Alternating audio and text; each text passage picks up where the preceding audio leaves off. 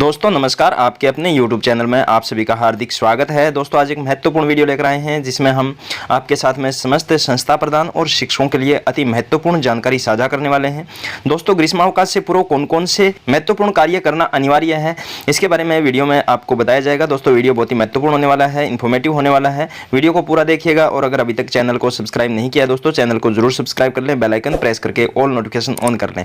चलिए दोस्तों वीडियो शुरू करते हैं। तो यहाँ देखिए दोस्तों, राजकीय विद्यालयों में ग्रीष्मावकाश से पूर्व किए जाने वाले महत्वपूर्ण कार्यों के संबंध में जानकारी हम साझा कर रहे हैं आपके साथ में।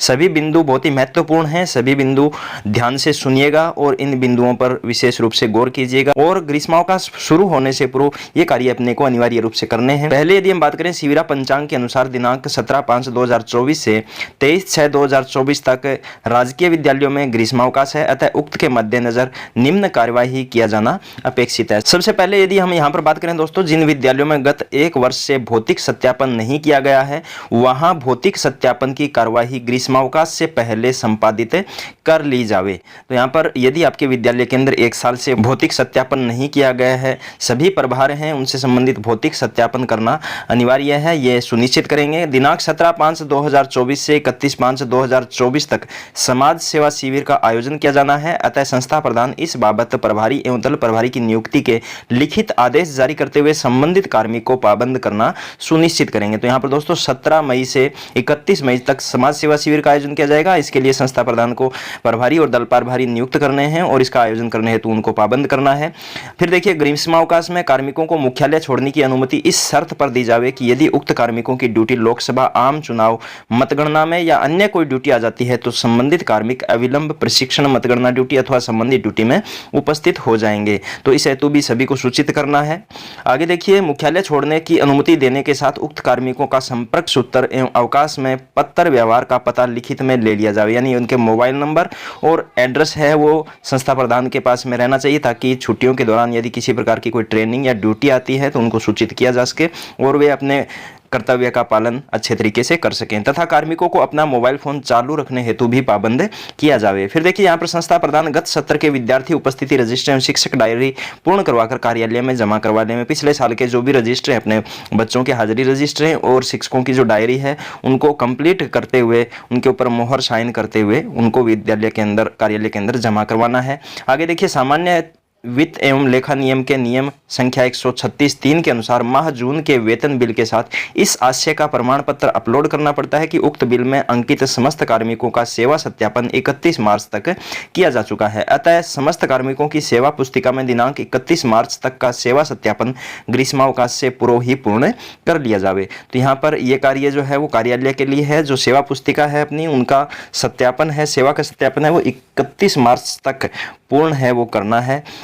यहाँ पर देखिए आगे, चूंकि दिनांक 17 मई से ग्रीष्मावकाश प्रारंभ हो रहे हैं तो शाला दर्पण पोर्टल पर एसडीएमसी मीटिंग, ग्रीमा पेटिका, उड़ान योजना अंतर्गत नैपकिन, पिंक एवं ब्लू टैबलेट्स, जिला रैंकिंग, मासिक विद्यार्थी उपस्थिति सूचना आदि की प्रविष्टि करना सुनिश्चित करें। यानी शाला दर्पण के ऊपर जो भी एंट्री अपने को करनी है पिछले सेशन की, ग्रीमा पेटिका है, उड़ान योजना अंतर्गत नैपकिन है, पिंक ब्लू टैबलेट्स है, एसडीएमसी एसएमसी मीटिंग्स है, वो 17 मई से पहले छुट्टियां शुरू होने से पहले अपने को कंप्लीट करना है। फिर यहाँ पर देखिए, एनीमिया मुक्त राजस्थान योजना अंतर्गत संस्था प्रधान महोदय विद्यार्थियों को ग्रीष्मावकाश में भी IFA अनुपूरक दिया जाना सुनिश्चित करावें। तो यहाँ पर जो टैबलेट हम देते हैं, IFA गोली खिलाते हैं बच्चों को, वो छुट्टियों के अंदर भी जारी रहेगी, चालू रहेगी, विद्यार्थियों को वो उपलब्ध करवाया जाना भी सुनिश्चित करना है। समस्त डीडीओ साहिबान इनकम टैक्स 4Q फाइल कर देवें। अंतिम तिथि 31 मई है, अन्यथा 200 रुपये प्रतिदिन पेनल्टी लगेगी। दोस्तों यहाँ पर यह बहुत ही महत्वपूर्ण कार्य है, ये कार्य 31 मई से पहले करना अनिवार्य है, अन्यथा पेनल्टी लग सकती है।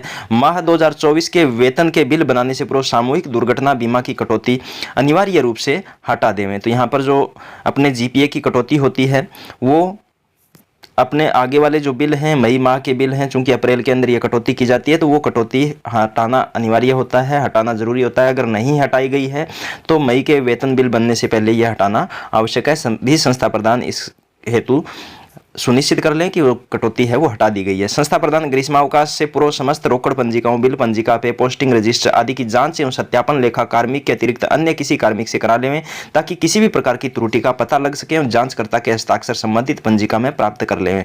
तो यहाँ पर जो भी लेन देन से संबंधित पंजिकाएं हैं या पे पोस्टिंग रजिस्टर है, उन सभी की जांच करते हुए उनमें किसी प्रकार की त्रुटि है तो उसका सुधार करना है।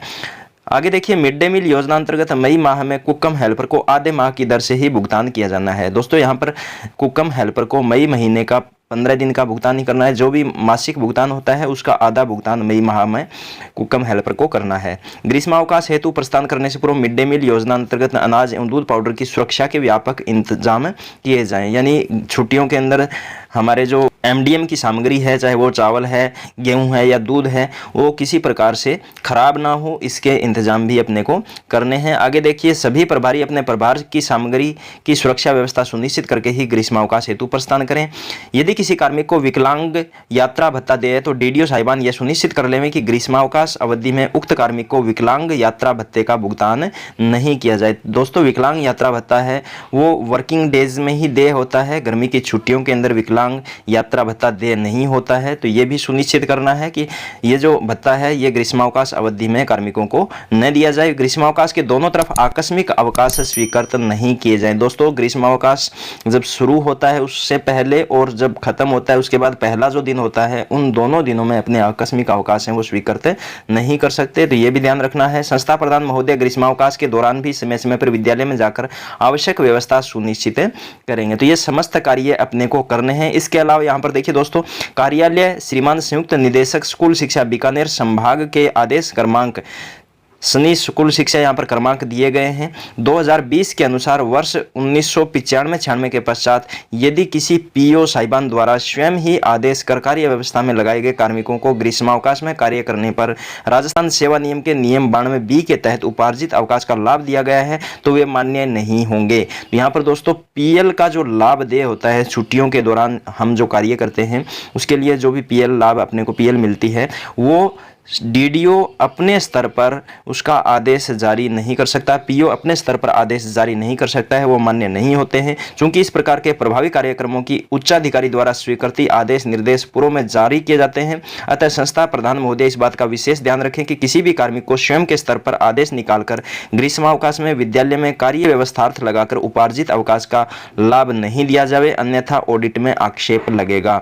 तो पीओ स्तर के ऊपर इस प्रकार का कोई आदेश जारी नहीं किया जा सकता, पीएल का लाभ देय नहीं है। अगर ऐसा होता है तो ऑडिट के अंदर आक्षेप लगेगा और उसको फिर हटाना पड़ेगा, पीएल है वो वापस से कटौती हो जाएगी। तो ये भी ध्यान रखना है। अगर उच्च अधिकारी के द्वारा इस प्रकार का कोई आदेश आता है तो ही पीएल देय होती हैं। तो दोस्तों, इस प्रकार से अपने छुट्टियां शुरू होने से पहले किए जाने वाले कुछ बहुत ही महत्वपूर्ण कार्य थे जिनके बारे में आपको जानकारी दी गई। उम्मीद करता हूं दोस्तों वीडियो आपके लिए महत्वपूर्ण रहा होगा। वीडियो को लास्ट तक देखने के लिए आपका बहुत बहुत धन्यवाद। दोस्तों, अगर अभी तक आपने चैनल को सब्सक्राइब नहीं किया है तो चैनल को जरूर सब्सक्राइब कर लें, बेल आइकन प्रेस करके ऑल नोटिफिकेशन ऑन कर लें। दोस्तों, फिर मिलते हैं एक नए वीडियो के साथ, तब तक के लिए जय हिंद, जय भारत।